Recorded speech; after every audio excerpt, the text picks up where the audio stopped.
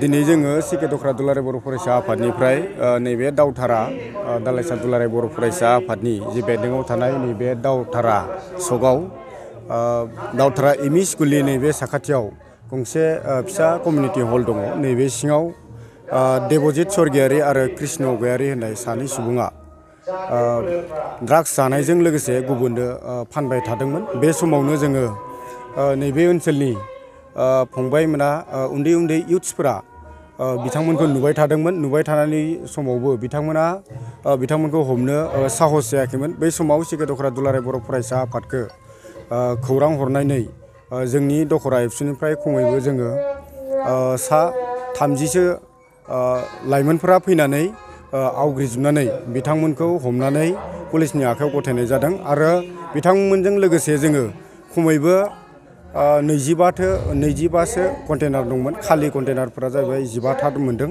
आरो बिनिनो 1 ग्रामनि पाउडारनि मोनसे ड्राग्सखौ जों मोननो हादों। लोगोसे बिथांमोनखौ जोङो आवग्रिनानै हमनानै पुलिसनि आखायाव नैबे सिमला थानानि असि बिथांजों कन्टेक्ट खालामनानै बिथांनि आखायाव जोङो गथायनो हादों।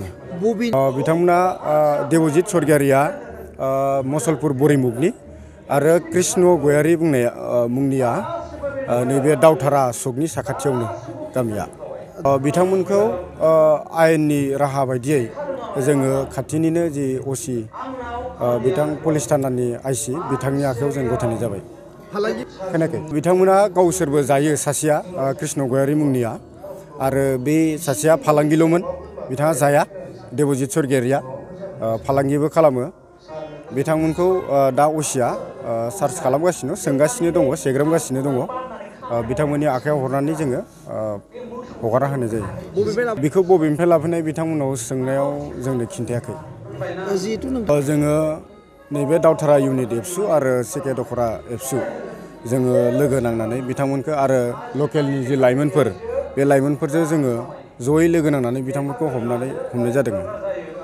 आरो फिन बेफोरबायदि सोरबाफोर लकेलाव जुदि जायोबा जोंनि सिके दख्रा दुलाराय बर' फरायसा आफादा गोरलैयै नागारनाय नङा। बेखौ जोङो बेबायदिनो रायजोनि मदद लानानै आरो जोंनि समाज सिबियारिफोरनि मदद लानानै जों बेखौ हमनाय जागोन आरो असिनो जोङो गथायनाय जागोन। जों राहाफारि बायदियै जों राहा लानाय जागोन।